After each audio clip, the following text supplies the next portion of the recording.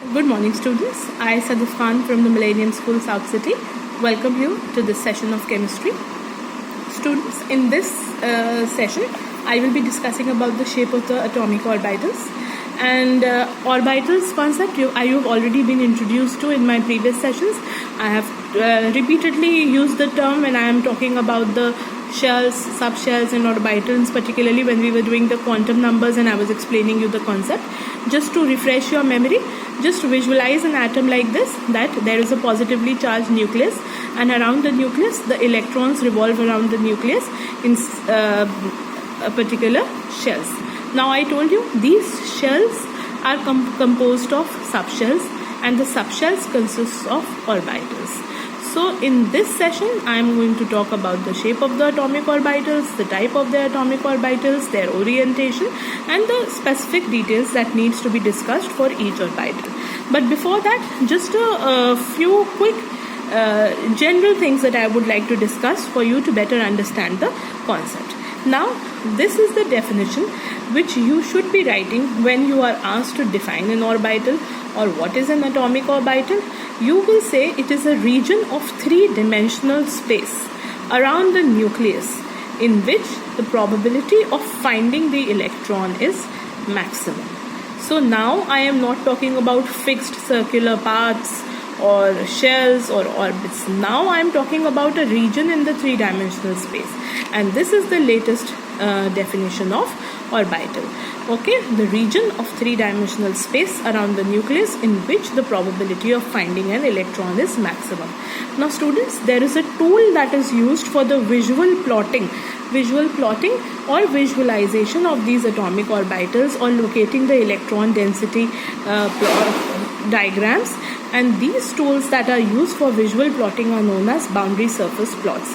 These boundary surface plots look like blots. Blots means a spot. Now that spot is usually shades of black and grey and white regions. Like I'm just trying to represent you can refer to your books also.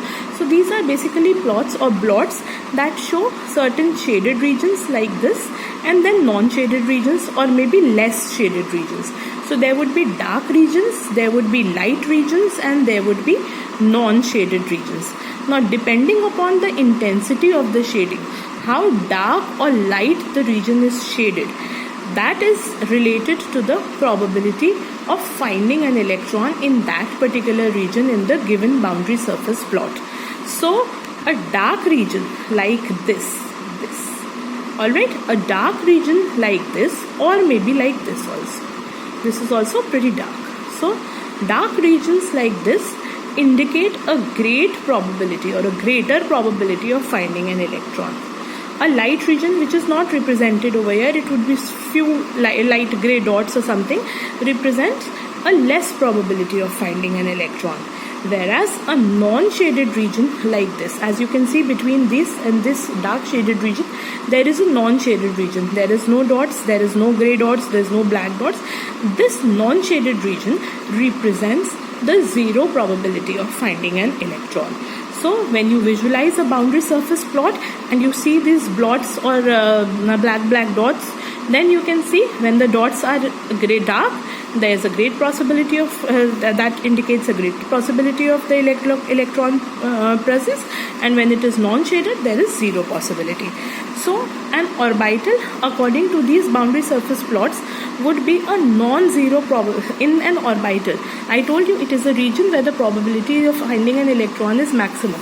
So obviously it would be a dark region, darkly shaded region, and the non-zero probability, and it would have a non-zero probability of finding an electron. Likewise, a node. Now you can see I have marked this over here. This region, the unshaded or the non-shaded region, is the node where there is zero probability of finding an electron. So this tool that is used to visualize the probability of locating an electron is known as the boundary surface plot.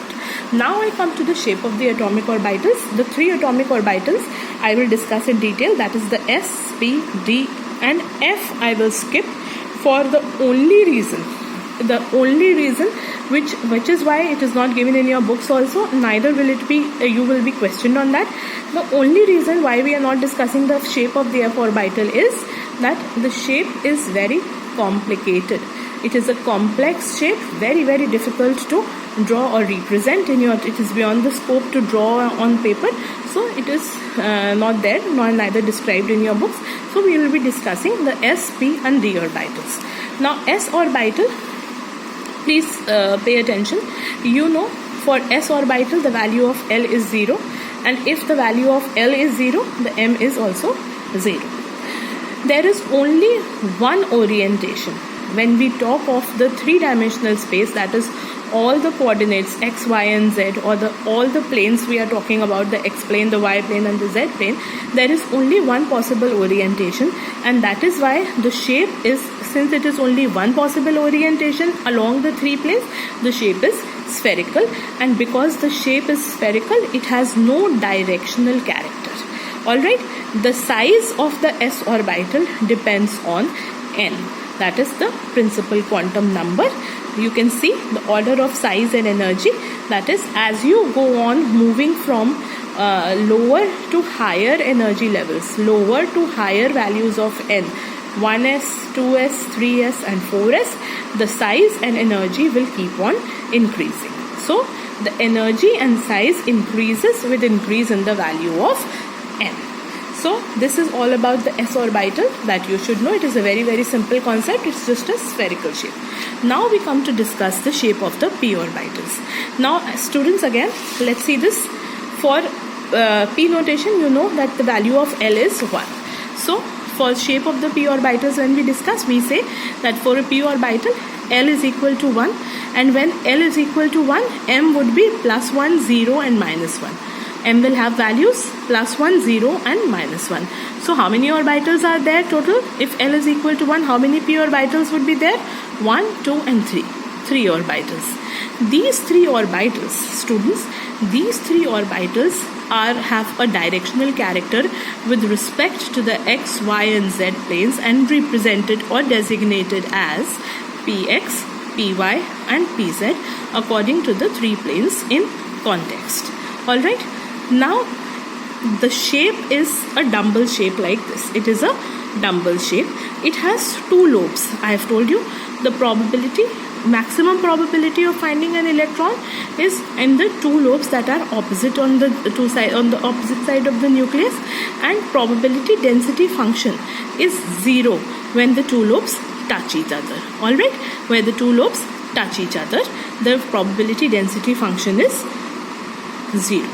So there are 2 lobes. You can see here, you can see here, you can see here. Shape, size and energy. The size, shape and energy of all these 3 orbitals that are present in the p subshell. A p subshell has 3 orbitals, and the 3 orbitals have identical shape, size and energy. Alright, the shape, size and energy of the 3 orbitals is identical. So students,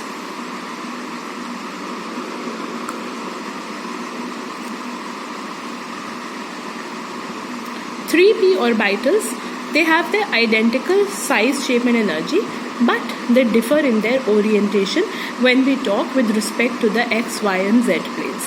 That is why they are designated as px when they lie along the x-axis. They are designated as py. So this would be px. This would be py. As you can see, I have just highlighted this y-axis, and the lobes lie along this y-axis, and pz when they lie along the x-axis. Alright, so their orientation is different, but their size, shape and energy is same. Size is same, the shape is the dumbbell shape. Please note down the shape, it is a dumbbell shape, and the energy is also the same. Now, if the p orbitals belong to different shells, please see this example: 2p, 3p, 4p. This means this is the p orbital lying in the second shell, the p orbital or the p subshell in the third shell, and this is in the fourth shell. That is, the value of n is increasing. 2, 3, 4, the value of n is increasing. Likewise, the order of energy and size of the p orbital would also increase in this order. For a given value of n, suppose we are talking about, for a given value of n equals to 2. n equals to 2, it will have 3 p orbitals, px, py and pz, and all these 3 orbitals for a given value of n would have equal energies. And the orbitals I have already discussed in my lecture on orbitals, subshells and shells. For when the orbitals have equal energy for a given value of n, they are said to be degenerate orbitals. It is an important term, you should know. What are degenerate orbitals? These are orbitals that belong to the same shell. They have the same value of n. The value of energies would be equal. They would have equal energies, and because they have equal energies, they are said to be degenerate orbitals. So this is all about the p subshell that you need to know. Now we come to the p orbital, and now we come to the shape of the d orbitals. Students, as you can see, for d orbital, the value of L is 2, the value of L is 2, and the value of m would be plus 2, plus 1, 0, minus 1 and minus 2. So plus 2, plus 1, 0, minus 1 and minus 2 makes it 5 orbitals. These 5 orbitals have 5 possible orientations with respect to the 3 coordinates. So, and they are designated as, please students, learn this. You should know and learn up these designations. That is dx square y square. This is the possible orientation of the 5 d orbitals that are present in a d subshell. If an atom has d subshell, a d subshell has 5 orbitals, and when we do it for the purpose of representing the electrons while writing the electronic configuration, in my future lessons also I would be telling you, we represent the d orbital like this. We divide it into 5 blocks, 1, 2, 3, 4, 5, and each block is representing 1 orbital, and each orbital can occupy a maximum of 2 electrons. So this I will talk about it later on also. As of now, there are 5 possible orientations. They are designated as dx square, dxz, dz square, dyz, dxy. Now dxy, dxz and dyz, they have lobes. Important thing is the shape is a double dumbbell shape. Alright, double dumbbell shape. So the lobes of this double dumbbell shaped orbital for dxy, dyz and dyz, they lie between. Say if I talk of, now please pay attention, I have highlighted the lobes are lying between the x and the y plane. As you can see, for dxy, for dyz they would lie between x, y and z, and for dxz they would lie between x and z respectively. For dx square y square, there would be 4 lobes that would be lying along, now not in between, I'm saying along x and y. For dz square, now this is the most interesting one, I will show it to you with the help of the diagram also. There are 2 lobes along the z axis, and then apart from these two lobes, there is one ring of high electron density in the xy plane. I'll show you how. Now just taking the examples of the 3 simple ones, dxy, dyz and dxz, please pay attention. In all 3, I have just taken the planes along which between which the lobes were lying. As you can see, I told you the lobes lie between x and y. So I have just taken the x and the y, and the lobes are lying between the x and the y planes. For yz, I have taken the y and the z axis, not showing the x one, and the lobes are lying between them. For x and z, again I have taken the x and the z axis, and I am showing you the lobes lying between them. X square, z square, I told you there are 4 lobes as over here. These 4 lobes lie along the x and the y. Along 4 lobes, 1, 2, 3, 4, and they are lying along the 2 axes, that is the x axis and the y axis. They are lying along this. Now this is the most interesting one, dz square. As you can see, I told you there are 2 lobes along one axis, and then there is a ring of high electron density. Alright, so there are 2 lobes along the z axis, and then there is a ring of high electron density, making the shape of this d orbital a donut shape. Alright, a ring shape, a donut shape, dz square. So this is the shapes in which the different designated d orbitals are, by which the different designated d orbitals are represented. Alright, now please pay attention. Again, as I told you for a given shell, I told you just now for the piece orbitals. Similarly, for a given shell, any shell n, the 5 orbitals or d orbitals have equal energies. 5 d orbitals have equal energies and they are said to be degenerate.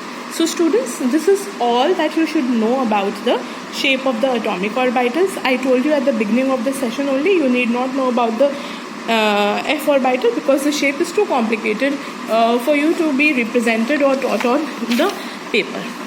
Now I have been talking about orbits and shells, and you have known this concept since you were introduced to the structure of the atom in your lower classes, and now you were introduced to a new term, orbital, and all the new concepts that you have studied. Now we can draw a comparison, which is very, very important. Now this is very, very frequently asked question that you need to differentiate between or compare an orbit and an orbital. So what is an orbit? An orbit, you please remember, try to memorize. It is a well-defined circular path around the nucleus in which an electron revolves. And what is an orbital? Orbital, we have just defined a very, very important definition, very, very frequently asked. It is a 3-dimensional space around the nucleus where the probability of finding an electron is maximum. The shape, I told you they are fixed circular or spherical. Here we have just discussed the shape: spherical for the s orbital, dumbbell for the p1, and double dumbbell for the d1. I told you it is circular, so it has no directional character. These orbitals, the dumbbell one and the double dumbbell one, have directional characters except s, which has no directional character. The maximum number of electrons, which an orbit or a shell can have is equal to 2n square, where n is the shell number. The maximum number of electrons that can be present in an orbital is 2, and these 2 electrons are in opposite orientation. They have opposite spins. Now the last point, this concept, that is orbit, of well-defined circular orbits and the electrons evolving on those well-defined circular paths, is against the wave nature of the electron, and it does not satisfy or explains the Heisenberg uncertainty principle. Whereas the concept of 3-dimensional space around the nucleus and indicating the probability of finding an electron is maximum is in accordance with both the wave nature of the electron as well as the Heisenberg uncertainty principle. So these are the major points of differences or comparison between orbits and orbitals. Students, please compile the notes, view the video very, very carefully, and this is all in a concise manner that you should know about the atomic orbitals. Thank you so much. Feel free to send your queries. I'll be happy to answer them.